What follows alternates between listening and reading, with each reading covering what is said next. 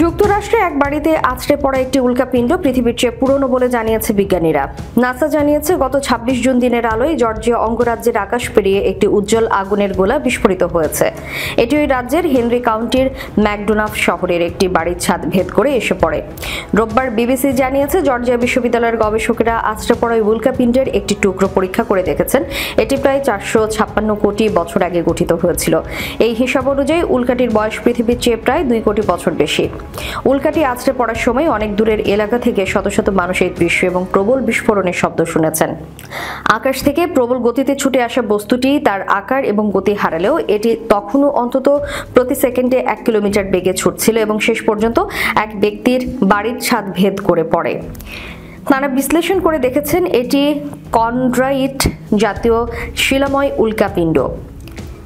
গবেষক Scott Harris বলেছেন, পৃথিবীতে পড়ার আগে উল্কাপিণ্ডের দীর্ঘ মহাজাতিক ইতিহাস রয়েছে। তিনি জানান, আধুনিক প্রযুক্তি এবং মানুষের সচেতনতা বৃদ্ধির ফলে আগের চেয়ে এখন অনেক বেশি উল্কাপিণ্ড উদ্ধার সম্ভব হচ্ছে। এটি জর্জিয়া অঙ্গরাজ্যে উদ্ধার হওয়া ২৭তম উল্কাপিণ্ড।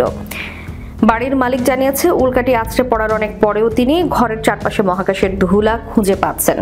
গবেষক হ্যারিস শিগগির এই উপাদান এবং গতিবেগ নিয়ে গবেষণা প্রকাশের পরিকল্পনা করছে।